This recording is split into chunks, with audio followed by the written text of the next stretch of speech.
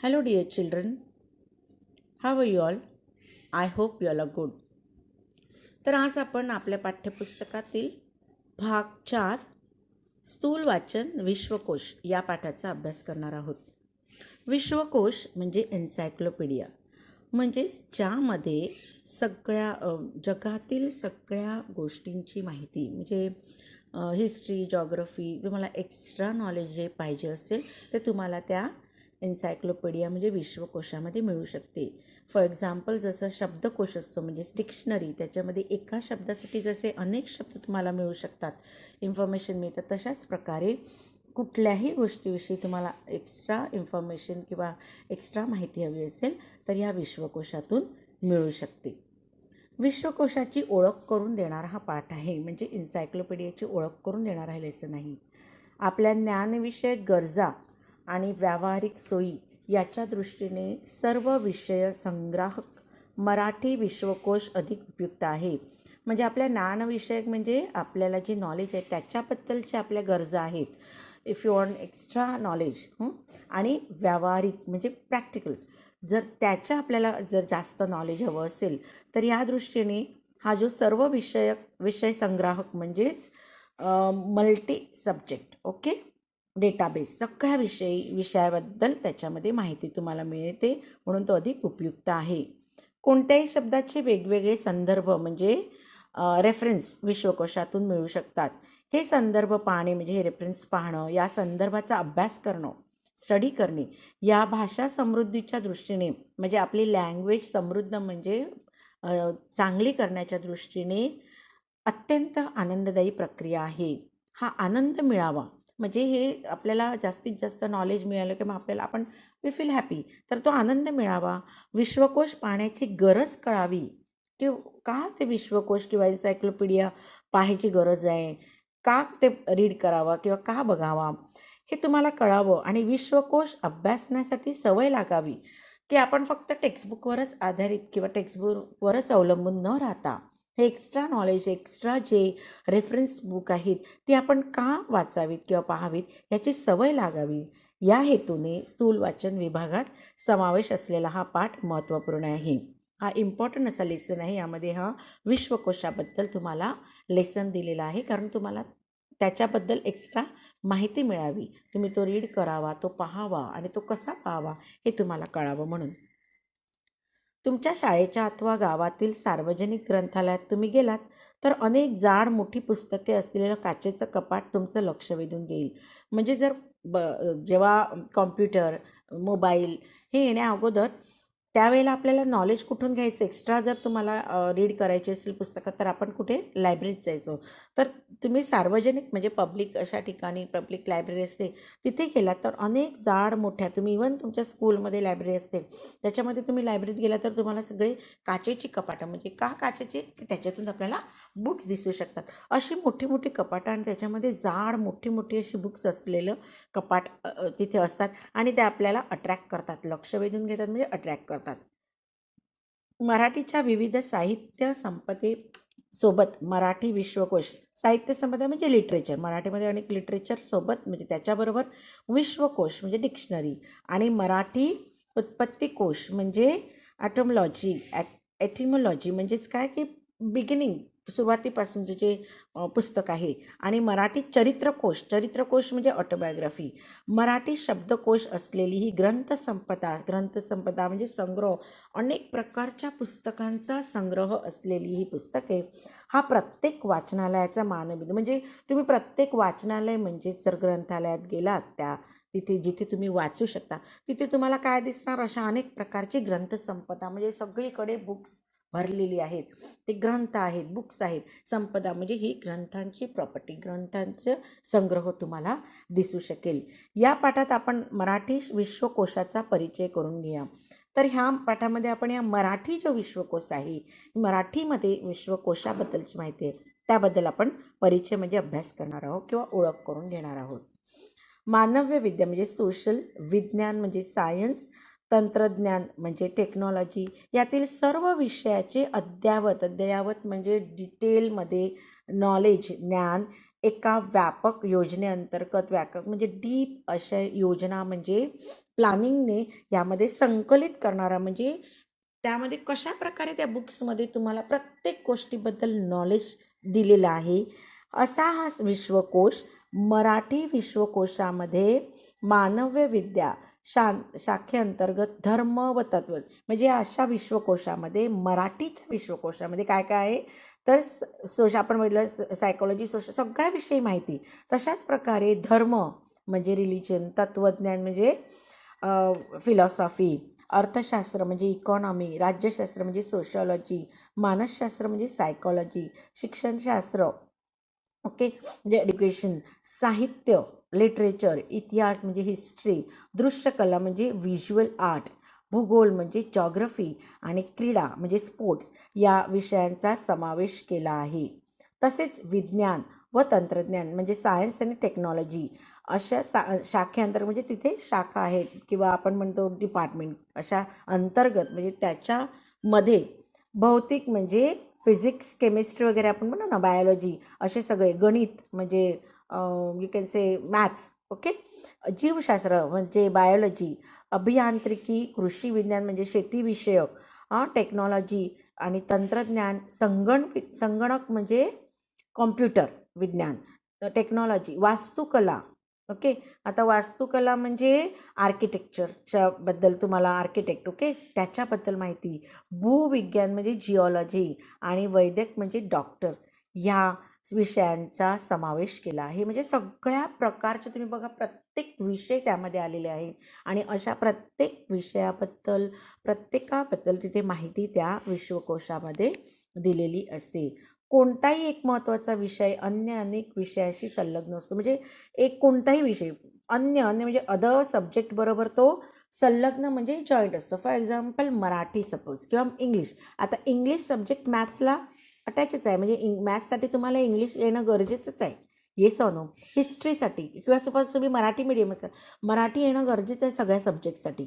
जसं तुम्ही इंग्लिश मीडियममध्ये शिकतात तर इंग्लिश मेन टॉपिक आहे की तो तुम्हाला प्रत्येक विषयासाठी इंग्लिशची गरज आहे. तर हा एक असा महत्त्वाचा विषय की जो संलग्न म्हणजे सगळ्यांशी कॉन्टॅक्ट किंवा सगळ्यांशी जोडलेला आहे. अशा अनेक विषयाची एकत्र माहिती मिळाली तर तो विषय नीट समजून घेता येतो. म्हणजे अशा प्रकारे अनेक विषय एकत्र येऊन आपल्याला एखादा विषय म्हणजे प्रत्येक असं नाही की फक्त तुम्हाला मराठीच लँग्वेज एज्युकेशनमध्ये आहे किंवा तुमच्या बुक्समध्ये आहे. सगळ्या प्रकारचं नॉलेज इवन मराठीमध्ये सुद्धा तुम्हाला काही वेळेला एन्व्हायरमेंटबद्दल माहिती असते. येस. तर असं नाही की फक्त सायन्समध्येच त्याच्याबद्दल द्यायला पाहिजे किंवा तर काही वेळेला हिस्ट्रीची पण माहिती कोणाबद्दल तुम्हाला थोडीशी मराठीमध्ये किंवा इंग्लिशमध्ये लेसनमध्ये दिलेली असते. म्हणजे एकमेकाशी हे विषय काय असतात जोडलेले असतात. मुख्य विषय व त्याचे संलग्न विषयाचे ज्ञान प्राप्त करण्यासाठी मराठी विश्वकोश उपयोगी पडतो. आता इथे तो चार्ट दिलेला आहे. औषध विज्ञान, जीव रसायन म्हणजे बायोलॉजी. जसं मी तुम्हाला सगळे सब्जेक्ट सांगितले त्याप्रमाणेच ते सगळे सब्जेक्ट तिथे दिलेले आहेत. शरीर विज्ञान, शरीर रोगजंतुशास्त्र म्हणजेच chemistry, physics, biology, history, geography सगळ्याबद्दल. रोगजंतू म्हणजेच डिझीजबद्दल, जंतू म्हणजेच जर्म्सबद्दल सगळी प्रकारची माहिती इथे दिलेली असते. म्हणूनच मुख्य विषय व त्याचे संलग्न विषयाचे ज्ञान प्राप्त करण्यासाठी मराठी विश्वकोश उपयोगी पडतो. म्हणजे एखादा विषय आणि त्याचे संलग्न जोडलेले विषयाचं ज्ञान प्राप्त करण्यासाठी हा विश्वकोश उपयोगी पडतो. म्हणजे जर तुम्हाला एखाद्या वेळेला आपण जशी डिक्शनरी एखादा शब्द आपल्याला प्रॉब्लेम आला तर आपण लगेच डिक्शनरी ओपन करतो आणि तसंच तुम्हाला एक्स्ट्रा माहिती हवी असेल तर हा विश्वकोश तुम्ही बघू शकता किंवा त्या विश्वकोशामध्ये सगळ्या सब्जेक्टबद्दल तुम्हाला जानकारी किंवा माहिती मिळू शकते. शिक्षणाचा प्रसार जसा झपाट्याने वेग घेऊ लागला, भाषा समृद्धीची वाटचाल जशी दमदार होऊ लागली तशी भाषा सर्वार्थाने खुलू लागली. म्हणजे शिक्षणाचा प्रसार म्हणजे एवढं माहिती आहे ना पहिल्या वेळेला की मुलींनी शिक्षण घ्यायचं नाही. त्यावेळेला शिक्षणाचा प्रसार एवढा झालेला नव्हता. त्यामुळे नंतर जसं शिक्षण सगळ्यांना एज्युकेशन सगळ्यांनी फेमस झालं किंवा सगळ्यांना मिळू लागलं त्याप्रमाणे भाषा समृद्धी म्हणजे ही जी भाषा आहे लँग्वेज ती समृद्धी म्हणजे सुधारण्यासाठी वाटचाल दमदार होऊ लागली. म्हणजे सगळेच प्रयत्न करू लागले की चांगल्यात चांगलं शिक्षण मिळालं पाहिजे, चांगल्यात चांगली आपली भाषा आपली सुधारली पाहिजे. तशी भाषा सर्वार्थाने खुलू लागली, म्हणजे सर्वार्थाने म्हणजे सगळीकडे खुलू लागली, मीन्स खुलू लागली की चांगल्या प्रकारे लोक बोलू लागले, ते लोक शिकू लागले. भाषाभाषामध्ये आदानप्रदान होऊन अनेक नवे शब्द मराठीत रूढ झाले. आदानप्रदान म्हणजे बघा तुम्ही, इंग्लिशमध्ये मराठीमध्ये काही इंग्लिश शब्द आहेत, भरपूर इंग्लिश शब्द आहेत, तसेच काही हिंदीचे पण शब्द आहेत, तसेच काही संस्कृत आहेत, पोर्तुगीज वर्ड आहेत. म्हणजेच हे भाषामध्ये आता इंग्लिशचे शब्द म्हणजे टेबल हे इंग्लिश शब्द आहे, म्हणजेच मराठीमध्ये असे बरेच काही शब्द आहेत ते इंग्लिशमधून आलेले आहेत, हिंदीमधले आहेत किंवा संस्कृतमधले वर्ड आहेत. तर असे आदानप्रदान म्हणजेच काय, देवाणघेवाण, की इंग्लिशचे काही शब्द मराठीत गेले, मराठीतले इंग्लिश आले, इंग्लिशमधले दुसऱ्या भाषेत गेले, गुजराती लँग्वेज, सगळ्या लँग्वेजमधले इथून तिथून, म्हणजे आपण बघितलं तर काही शब्द सेम असतात समटाईम. ते असे आदानप्रदान म्हणजेच काय, एकमेकामध्ये आपण यूज करू लागलो आणि त्यामुळे मराठीत नवे शब्द रूढ झाले. हे जे शब्द आलेले आहेत, काही इंग्लिशमधून आलेले आहेत, काही हिंदीमधून आलेले आहेत, काही संस्कृतमधून शब्द आलेले आहेत. त्यामुळे मराठीमध्ये हे नवीन शब्द रूढ झाले, म्हणजे आले नवीन शब्द घेतले गेले बुक्समध्ये.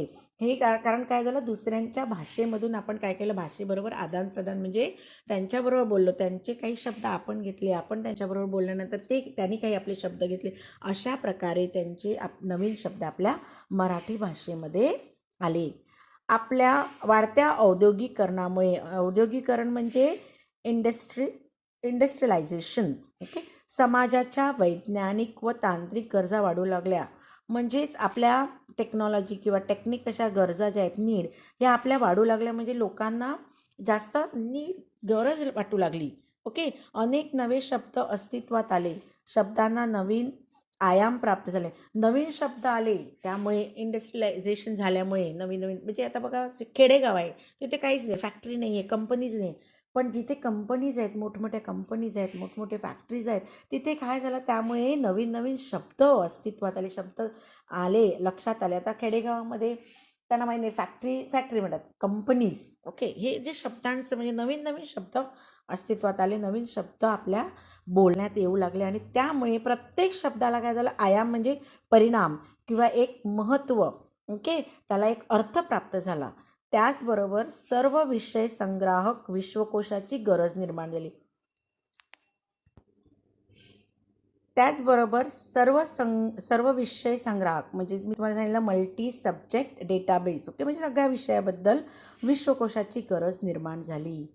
उच्च शिक्षणाचे माध्यम म्हणून मराठीचा होत गेलेला अधिकाधिक स्वीकार, मराठी म्हणजे उच्च शिक्षण म्हणजे हायर एज्युकेशनसाठी मराठीचा अधिकाधिक स्वीकार म्हणजे अधिकाधिक लोक स्वीकार करू लागले.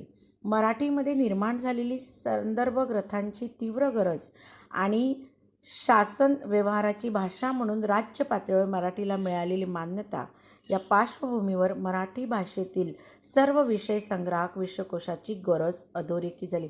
म्हणजे शासन व्यवहाराची भाषा म्हणून राज्य पातळीवर म्हणजे ह्याला स्टेट लेवलवर पण मान्यता मिळाली किंवा त्याला अधिक इम्पॉर्टंट देण्यात आलं आणि त्यामुळे या मराठी भाषेतील मल्टी सब्जेक्ट डेटाबेस या विश्वकोशाची गरज अधोरेखित म्हणजे इम्पॉर्टंट देण्यात आलं आणि जसं आपण अंडरलाईन म्हणतो ते एक्झॅक्टली अंडरलाईन नाही तर त्याला अतिशय महत्त्व दिलं गेलं. मराठी विश्वकोशाच्या निर्मितीमध्ये पहिले संपादक म्हणून तर्कतीर्थ लक्ष्मण शास्त्री जोशी यांचे योगदान अत्यंत मोलाचे आहे. मग ह्या मराठी विश्वकोशाची जी निर्मिती झाली म्हणजे एन्सायक्लोपीडिया, त्याची जे संपादक म्हणजे एडिटर होते त्यांना एक खिताब किंवा एक उपाधी किंवा एक पदवी देण्यात आली. हे लक्ष्मण शास्त्री होते. तसे तर्कतीर्थ म्हणजे जसं महात्मा गांधी, लोकमान्य, नायटिंगेल हे जे पदवी आहेत, उपाधी, खिताब आहेत, तशा प्रकारे या लक्ष्मण शास्त्री जोशींना एक किताब किंवा पदवी देण्यात आली. यांचे योगदान म्हणजे कॉन्ट्रीब्युशन अत्यंत मोलाचे आहे. म्हणजे त्याने अतिशय जास्त प्रमाणात योगदान दिलेलं आहे किंवा कॉन्ट्रीब्युशन आहे. तसेच मराठी विश्वकोशाचा परिचय करून घेताना ज्ञानकोशकार डॉक्टर श्रीधर व्यंकटेश केतकर यांचेही कृतज्ञतापूर्वक स्मरण करणे आवश्यक आहे. म्हणजे जसे लक्ष्मण शास्त्री जोशी यांनी ज्यांचं कॉन्ट्रीब्युशन होतं तसंच विश्वकोशाचा परिचय म्हणजे ओळख करून देताना ज्ञानकोशकार डॉक्टर श्रीधर हे जे ज्ञानकोशकार त्यांना ही उपाधी दिलेली आहे, ज्ञानकोशकार. श्रीधर व्यंकटेश केतकर यांचे कृतज्ञतापूर्वक म्हणजेच एक उपकार किंवा त्यांनी केलेले कार्याची एक जाण ठेवून त्यांचे धन्यवाद करायला पाहिजेत किंवा त्यांचं आठवण करायला पाहिजे. स्मरण ठेवणे म्हणजे त्यांना आठवण केली पाहिजे, कारण त्यांनी पण अतिशय महत्त्वाची कामगिरी केलेली आहे. स्वातंत्र्यपूर्व काळात स्वातंत्र्यपूर्व काळ म्हणजे प्री इंडिपेंडंट, ओके, त्यांनी केलेली कामगिरी विशेष उल्लेखनीय, म्हणजे त्यावेळेला त्यांनी अतिशय चांगली कामगिरी केली. उल्लेखनीय म्हणजे एकदम चांगल्या प्रकारे जास्त म्हणजे मन लावून किंवा यू कॅन से अतिशय उत्तम अशी कामगिरी त्यांनी केलेली होती. तथापि त्यानंतरच्या काळात विशेषतः स्वातंत्र्योत्तर म्हणजे आफ्टर इंडिपेंडंट त्यांनी ज्ञान विकासाच्या क्षेत्राच्या ज्या वेगाने विकास झाला, हा विकास लक्षात घेऊन विद्यमान ज्ञानक्षेत्राचा सर्वांगीण परिचय करून देणारा मराठी विश्वकोश हा आश्वासक प्रयत्न आहे. म्हणजे त्यांनी स्वातंत्र्य आफ्टर इंडिपेंडन्स जशा ज्या वेगाने विकास प्रोग्रेस झाला, ओके, त्याचा विकास लक्षात घेऊन विद्यमान एक्झिस्टिंग ज्ञानक्षेत्राचा सर्वांगीण परिचय करून एक्झिस्टिंग, ओके, असा ज्ञानक्षेत्र म्हणजे अनेक ज्ञानाची यू कॅन से क्षेत्र म्हणजे प्रत्येक क्षेत्रामध्ये प्रत्येक एरिया वाईज त्यांनी सर्वांगीण परिचय करून देणारा हा विश्वकोश एक आश्वासक म्हणजे आश्वासक म्हणजे होप्स देणारा, आशा देणारा एक प्रयत्न की हो की हे विश्वकोश मी पाहिल्यानंतर नाव यू नो दॅट कॉन्फिडन्स आहे की एन्सायक्लोपीडिया कुठल्याही विषयावर मला प्रॉब्लेम आला तर मी ते बुक्स ओपन करणार आणि त्याच्यातून रीड करणार, मला ती माहिती मिळणारच. हे आश्वासक आहे, म्हणजे एक होप आहे, एक विश्वास आहे, असा एक विश्वासक प्रयत्न निर्माण झाला. विश्वकोश असा तयार झाला. म्हणजे त्यांनी काय काय केलं बघा. विश्वकोश तयार करण्यासाठी पहिल्या विषयावर तज्ज्ञांच्या समितीची रचना केली. तज्ज्ञ म्हणजे एकदम हुशार स्कॉलर्स, एक्सपर्ट अशा लोकांची समिती म्हणजे कमिटी तयार केली. प्रत्येक विषयाच्या नोंदींची शीर्षके निश्चित केली. काय काय त्यामध्ये द्यायचं आहे ह्याची नोंद म्हणजे त्यांनी एक शीर्षक म्हणजे टायटल एकदम फिक्स केलं, ओके, आणि त्याच्यात काय मेन्शन करायचं सब्जेक्ट त्यांनी ठरवले. मुख्य विषय, मुख्य, मध्यम, लहान नोंदीतील मुद्द्यांची टाचणी नोट्स तयार केला. मेन म्हणजे मुख्य म्हणजे मेन, मीडियम आणि स्मॉल अशा नोंदी म्हणजे नोट्स, त्यांनी मुद्दे म्हणजे पॉईंट्स अशी त्यांनी टाचणी तयार केली म्हणजे नोट्स तयार केल्या. नोंदींच्या मर्यादा आखून टाचनामध्ये तशा सूचना दिल्या. नोंदी म्हणजे जे त्यांनी मेन्शन केलं होतं, नोंद करणे म्हणजे मेन्शन, त्यामध्ये मर्यादा म्हणजे लिमिटेशन ठेवले, आखणे म्हणजे लिमिटेशन ठेवलं आणि त्या नोट्समध्ये तशा सूचना दिल्या कुठल्या काय करायचं आहे. मीन्स फक्त माहिती द्यायची आहे म्हणून सगळीच दिली, तर इन शॉर्ट जास्तीत जास्त कशी माहिती देता येईल हे त्यांनी बघितलं. प्रत्येक विषयातील मुख्य, मध्यम, लहान व नाममात्र नोंदींच्या याद्या तयार केल्या गेल्या. म्हणजे मुख्य, मेन, मीडियम अँड स्मॉल असे नाममात्र नोंदी म्हणजे फक्त नावासाठी किंवा मेन्शन करण्यासाठी त्यांनी याद्या म्हणजे लिस्ट तयार केल्या गेल्या. आकारविल्ल्यानुसार या याद्या लावण्यात आल्या. आकारविल्ल्या म्हणजे according to the alphabetical order ABCD अ आ इ ई. जसं तुम्ही डिक्शनरी बघता त्याच्यामध्ये पहिला ए किंवा A सगळं जसं अल्फाबेटिकल ऑर्डरप्रमाणे ते स्पेलिंग असतात तशा प्रकारे इथे सुद्धा त्यांनी अल्फाबेटिकल ऑर्डरप्रमाणे त्या लिस्ट केल्या. 1976 यावर्षी महाराष्ट्र राज्य साहित्य संस्कृती मंडळाने मराठी विश्वकोशाचा पहिला खंड प्रकाशित केला. फर्स्ट पार्ट, पहिला भाग 1976 त्या साहित्य मंडळाने जी कमिटी होती त्यांनी काय केला, हा विश्वकोशाचा पहिला भाग प्रकाशित केला. आत्तापर्यंत विश्वकोशाचे 20 खंड प्रकाशित झाले आहेत. किती खंड आहेत, किती एन्सायक्लोपीडियाचे किती पार्ट आहेत, 20.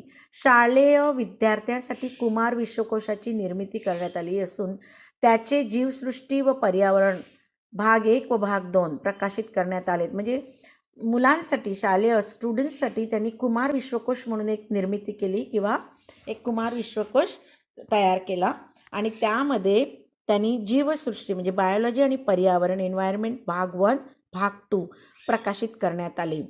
म्हणजे 2 भाग, एक आधुनिक तंत्रज्ञानाचा वापर करून मराठी विश्वकोशाच्या 20 खंडातील माहिती मोबाईल ॲपमध्ये समाविष्ट करण्यात आली आहे. म्हणजे आधुनिक म्हणजेच मॉडर्न टेक्नॉलॉजीचा वापर करून त्यांनी मराठी विश्वकोशाचे जे 20 खंड आहेत म्हणजे 20 पाठ आहेत त्या प्रत्येकाची माहिती ओके मोबाईल ॲपमध्ये पूर्ण समाविष्ट म्हणजे मोबाईल ॲपमध्ये त्यांनी ऑलरेडी घेतलेली आहे किंवा मोबाईलमध्येच त्यांनी समाविष्ट केलेली आहे. विश्वकोश यासाठी पाहावा का पाहावं म्हणजे why you want to see that विश्वकोश किंवा काय गरज आहे.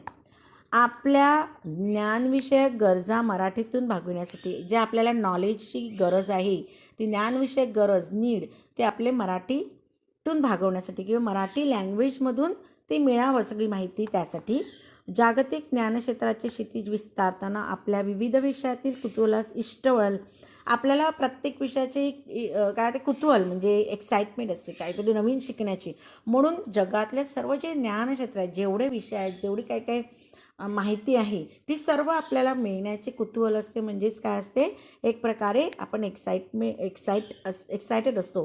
हे आपल्याला वळण म्हणजे सवय लागण्यासाठी अभिव्यक्तीला योग्य चालना अभिव्यक्ती म्हणजे एक्सप्रेशन योग्य चालना मिळण्यासाठी म्हणजे आपण ते एक्सप्रेस करता आलं पाहिजे आपल्याला. काही वेळेला आपल्यामध्ये नॉलेजच असतं मग आपण काहीच बोलू शकत नाही म्हणून एक्स्ट्रा नॉलेज असेल तर आपण कॉन्फिडन्सली काय करतो कॉन्फिडन्सने बोलू शकतो.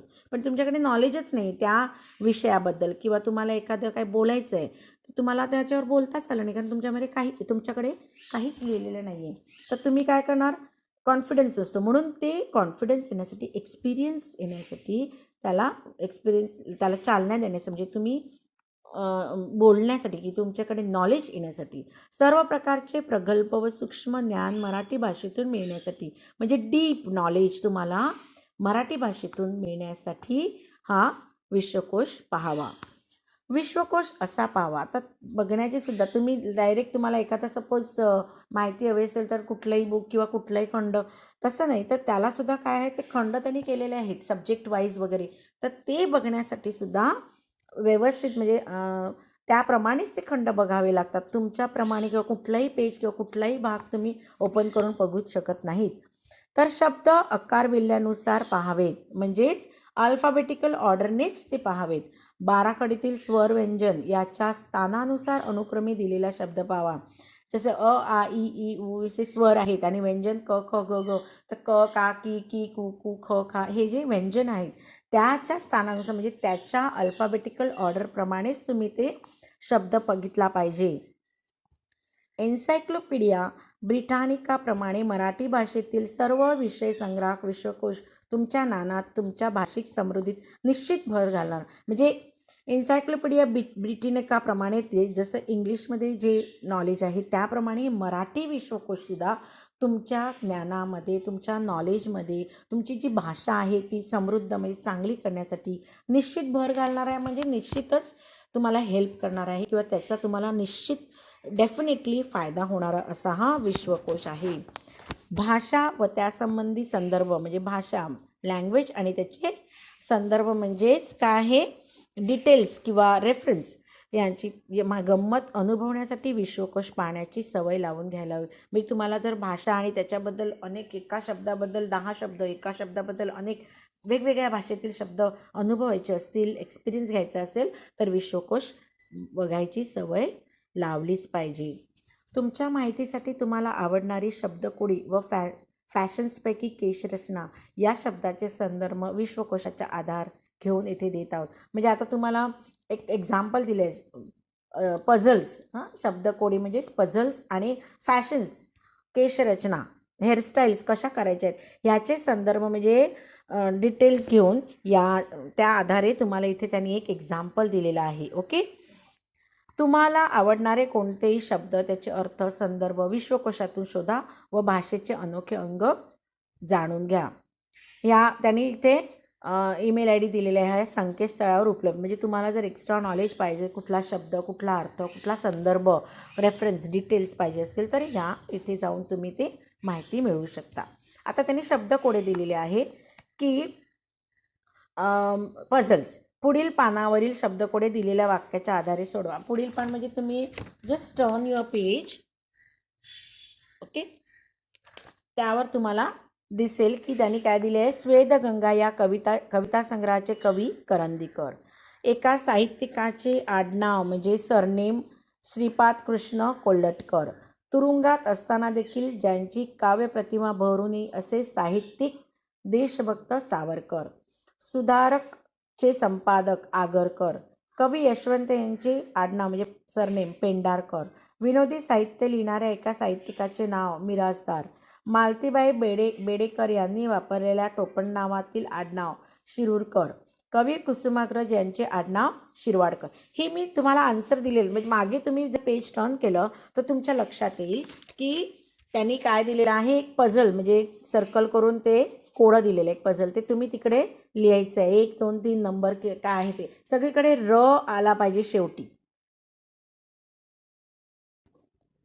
तर पेज नंबर 60 बघा, तिथे तुम्हाला एक पझल दिलेले आहे. त्याच्यामध्ये राऊंडमध्ये र दिले आणि 1 2 3 नंबर म्हणजे प्रत्येकाची नावाच्या शेवटी काय आला पाहिजे, र. ओके, त्याप्रमाणे त्यांनी ते शब्दकोडे दिलेले आहे.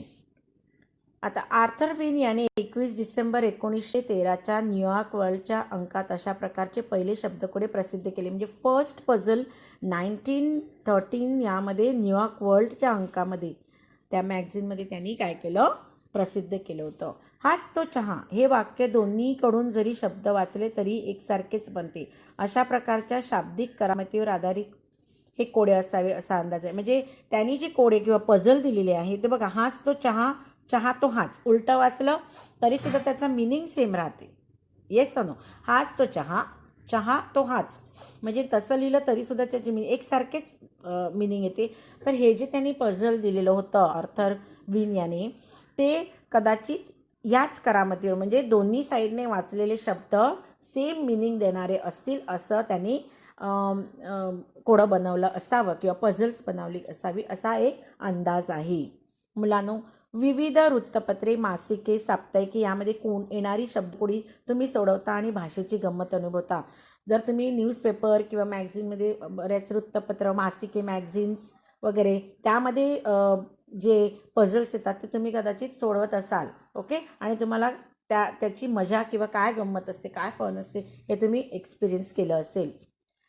फ्रेंच भाषा शब्दकोड्यासाठी सर्वात सोयीस्कर भाषा. जी फ्रेंच लँग्वेज आहे ती पझलसाठी सर्वात सोयीस्कर म्हणजे इझी लँग्वेज आहे. कॅनडामध्ये फ्रेंच व इंग्रजी शब्द योजून द्विभाषिक शब्दकोडे लोकप्रिय. कॅनडामध्ये फ्रेंच आणि इंग्रजी अशा दोन्ही लँग्वेज द्विभाषिक म्हणजे दोन्ही भाषांची शब्दकोडे लोकप्रिय आहेत म्हणजे फेमस आहेत. रशियामध्ये शब्दकोड्यांचा वापर प्रचारासाठी प्रचार म्हणजे फॉर एक्झाम्पल इलेक्शन असले की प्रचार होतो, तशा प्रकारे ही जी कोडी आहेत, हे पझल आहेत, ते काही प्रचार करण्यासाठी त्याचा उपयोग होतो. शब्दकोड्यासाठी चिनी भाषेचा अपवाद म्हणजे चिनी लँग्वेजमध्ये शब्दकोडे पझल होत नाही किंवा करता येत नाही. त्या पझलचे प्रकार आहेत शब्दकोड्यांचे म्हणजे पझलचे प्रकार म्हणजे राऊंड वर्तुळाकार म्हणजे सर्कलमध्ये देता येतात, बदामाच्या आकार लव शेपमध्ये देता येतात, फुलीच्या खुणांच्या क्रॉसवर्ड आपण म्हणतो ना तसे देता येतात, शास्त्रीय गुप्तलेखना म्हणजे क्लासिकल वर्ड्समध्ये देता येतात, चौकोनाची कोडी स्क्वेअरमध्ये, चित्र चौकोटी म्हणजे एका साईडला चित्र आणि दुसऱ्या साईडला त्याची मॅच द फॉलोइंग टाईप अशी, साम्यकारी म्हणजे समान अशी दोन्ही साईडला समान पझल किंवा शब्द सेम आकार किंवा चौकोन असेल राईट हँडला चौकोन तर लेफ्ट हँड साईडला सुद्धा स्क्वेअरच, अशा प्रकारे सेम. अनियमित आकाराची, अनियमित मतलब एनी शेपमध्ये, अनियमित मतलब एनी शेपमध्ये पझल देऊ शकता. इट्स नॉट लाईक की राऊंड शेपमध्येच किंवा सर्कलमध्ये किंवा स्क्वेअरमध्येच, ट्रँगलमध्ये, तर एनी शेपमध्ये ती शब्दकोडी किंवा पझल देता येतात. अशा कल्पनावर आधारलेले अनेक प्रकार रूढ आहेत. संगणकीय खेळामध्ये विविध प्रकारच्या शाब्दिक कोड्यांचा जर तुम्ही संगणक म्हणजे कम्प्युटर यूज करत असाल त्याच्यामध्ये सुद्धा भरपूर गेम आहेत आणि त्याच्यात सुद्धा तुम्हाला अशी पझल्स दिसतील. प्रसिद्ध विधान अथवा अवतरण देऊन त्याचे लेखक ओळखण्यास सांगणे म्हणजे आपण काही वेळेला एखादा सेंटेन्स देतो आणि इन्व्हर्टेड कॉमामध्ये देतो आणि त्याचे लेखक ओळखण्यास सांगतो, हे सुद्धा एक पझलच आहे. एका शब्दातील अक्षरे फिरवून नवीन शब्द तयार करणे, जसं चुकीचा शब्द दिला जातो. ओके, फॉर एक्झाम्पल मराठी ठी रा म, ओके, अशा प्रकारे उलटा शब्द द्यायचा की मग तुम्ही ते अक्षर जुळवून किंवा अक्षर फिरवून इकडलं अक्षर तिकडे, तिकडचं अक्षर इकडे, असं करून तुम्ही तो शब्द नीट लिहू शकता. काही शब्दातील रिकाम्या अक्षरांच्या जागा भरणे, fill in the blanks type. एखादं अक्षर देणे, त्याच्यामध्ये एक अक्षर, एक वर्ड्स गायब करायचा आणि मग तो तुम्ही as a fill in the blanks complete करायचा. असे सुद्धा पझल देऊ शकतात. तर या विश्वकोशामध्ये केशभूषा म्हणजे हेअरस्टाईलबद्दल पण माहिती तुम्हाला मिळेल, की आजकाल केसांच्या वेगवेगळ्या स्टाईल्स करणे तुम्हाला सर्वांना आवडते. पण मुलांनो, तुम्हाला आश्चर्य वाटेल की पौराणिक म्हणजे पहिल्या जमान्यामध्ये ओल्ड फॅशन जी होती त्या काळापासून आकर्षक केशरचनेचे आकर्षण सर्व समाज, म्हणजे आत्ताच नाही की मॉडर्न या युगामध्ये, तर पहिलं त्या जुन्या लोकांचे सुद्धा काय होत्या, त्यांना आकर्षण होतं नवीन नवीन हेअरस्टाईल करणं. तर केशभूषेत अंतर्गत असणाऱ्या गोष्टी म्हणजे त्यामध्ये काय इम्पॉर्टन्स आहे, काय केश म्हणजे हेअरस्टाईल करण्यामध्ये कोणकोणती गोष्टी करायला पाहिजेत. तर केस कापणे, धुणे, केस कट करणे, वॉश करणे, नीट करणे म्हणजे आपण व्यवस्थित आपण समजा स्ट्रेटनिंग करतो किंवा सरळ करतो. विंचरणे म्हणजे कोंब करणे, कुरळे करणे म्हणजे कर्ली हेअर, सरळ करणे म्हणजे स्ट्रेटनिंग करणे. अशा प्रकारे अनेक गोष्टी त्यामध्ये, अनेक प्रकारे तुम्ही केसांची केअर करू शकता किंवा ह्या गोष्टी त्यामध्ये इम्पॉर्टंट आहेत. आदिम लोक केसांना मातीचा लेप लावून आपला पराक्रम व गुणवैशिष्ट्ये दाखवण्याकरता त्यात विजयचिन्हे आणि पदके लावत. म्हणजे आधीचे लोक होते, आदिम त्यावेळेचे ते लोक काय करायचे, मातीचा लेपला आपण शॅम्पूने धुतो, आपण काय काय वेगवेगळे कलर्स लावतो किंवा नवीन नवीन मार्केटमध्ये काय काय येतात ते आपण सगळं यूज करतो. पण त्यावेळेचे लोक मातीचा लेप लावायचे आणि आपले पराक्रम आणि गुणवैशिष्ट्ये, समथिंग क्वालिटी, स्किल दाखवण्यासाठी व्हॉट दिस टू यूज, विजयचिन्ह म्हणजे पदक किंवा केसामध्ये एक जसं आपण क्राऊन वगैरे लावतो ना, तशा प्रकारे now days you can get the flowers किंवा क्राऊन किंवा डिफरंट टाईप्स केसामध्ये लावण्याची चिन्ह किंवा क्लिप्स वगैरे मिळतात. ती क्लिप्स त्यावेळेला एक विजय चिन्ह म्हणजे पराक्रम केलेला आहे, समथिंग त्यांनी काहीतरी एक्स्ट्रा असं ऑर्डिनरी काम केलं आहे ते दाखवण्यासाठी केसामध्ये ते चिन्ह किंवा ते क्लिप्स लावलं जायचे. त्याच्यामुळे कळायचं की हा व्यक्ती किंवा ह्या व्यक्तीने काय केलं, ह्या बाईने काहीतरी वेगळं काहीतरी केले, पराक्रम केलेला आहे, समथिंग स्किल असं दाखवलेलं आहे, असं त्यावेळेला ते मानत असत. आता त्याचा उद्देश काय होता, मेन इंटेन्शन काय होतं की केशभूषेचा मुख्य उद्देश आकर्षकता किंवा सौंदर्य. मेन इंटेन्शन तुम्ही का हेअरस्टाईल करता, तर आकर्षकता म्हणजे तुमचं ब्युटी वाढण्यासाठी आणि अट्रॅक्शन. सामाजिक संकेतानुसार प्रतिकात्मक केशभूषा आणि उद्देश काय आहे, केशभूषे सामाजिक, समाजामध्ये काय आहे तर त्याच्यावर संकेतानुसार म्हणजे तुम्ही वेडीवाकडी करत नाही, तर समाजाला जे धरून आहे त्याप्रमाणेच तुम्ही ती केशरचना किंवा हेअरस्टाईल करता. केशभूषेचा उगम यातून झाला असावा. केश इतरांना दिसू न देण्याच्या पुरातन स्त्रीच्या प्रयत्नातून केशबंदाची कल्पना पुढे आली असावी. म्हणजे ही जी हेअरस्टाईल खाली तुम्ही बघतायत, नवीन नवीन आपण लग्न किंवा काय असलं की हेअरस्टाईल करतो ना, ती का उगम म्हणजे त्याचा का सुरुवात झाली असेल ह्या केशभूषेची म्हणजे हेअरस्टाईलची, की पूर्वी काय केस दिसू नये लोकांना असं त्यावेळेला लोकांना वाटायचं, स्त्री म्हणजे लेडीज, त्यामुळे त्यांनी ते केस बांधण्याची प्रथा किंवा बांधण्याचा प्रयत्न केला की ही स्टाईल नवीन सुरुवात केली असावी की आपले केस कोणाला दिसू नयेत. म्हणून हे वेगवेगळे हेअरस्टाईल तुम्ही खाली बघू शकता, ते बांधण्याची सुरुवात का झाली असावी की आपले केस लोकांना दिसू नयेत. अजिंठा, वेरूळ, कोणार्क, खजुराहो येथील शिल्पाकृती. अजिंठा वेरूळ तुम्ही बघितलं असेल, तर अजिंठा वेरूळ इथे जे स्कल्पचर्स आहेत केव्जमध्ये, त्या तुम्ही बघितलं तर काय आहे, केशरचना उल्लेखनीय. तिथे बघितल्यावर त्यांचे उल्लेखनीय म्हणजे अतिशय चांगल्या सुंदर, म्हणजे त्यावेळेपासून म्हणजे हेअरस्टाईलची सुरुवात आहे. आता आपल्याला वाटतं की आताच मॉडर्न एजमध्ये किंवा सगळं मॉडर्न आपण हेअरस्टाईल करतो, नाही तर त्यावेळेला त्यांची जर केशरचना बघितली त्या स्कल्पचरची तर तुमच्या लक्षात येईल. या प्राचीन केशरचनांचे अनुकरण भारतीय स्त्रिया करताना आढळतात. म्हणजे अनुकरण, कॉपी करतोय आपण त्यांची. इट्स नॉट लाईक की आपण आता मॉडर्न एजमध्ये किंवा मॉडर्न आहोत म्हणून सगळे वेगवेगळे केस किंवा हेअरस्टाईल करतोय, तर आपण त्यांची ऑलरेडी काय करतोय, कॉपी करतोय. म्हणजे ही स्टाईल पहिल्यापासून आहे. ओके, म्हणजे त्या वेळेपासून ही स्टाईल आहे, ही हेअरस्टाईल करण्याची पद्धत आहे आणि आपण आज त्याची कॉपी करतोय असं सांगितलं. तर अशा प्रकारे विश्वकोशामध्ये तुम्हाला प्रत्येक गोष्टीविषयी, त्या प्रत्येक सब्जेक्टविषयी माहिती मिळू शकते. म्हणून विश्वकोश अभ्यासणे गरजेचे आहे. आता खाली जे तुमचे स्वाध्याय दिलेला आहे तो तुम्ही तुमच्या नोटबुकमध्ये कंप्लीट करायचा आहे.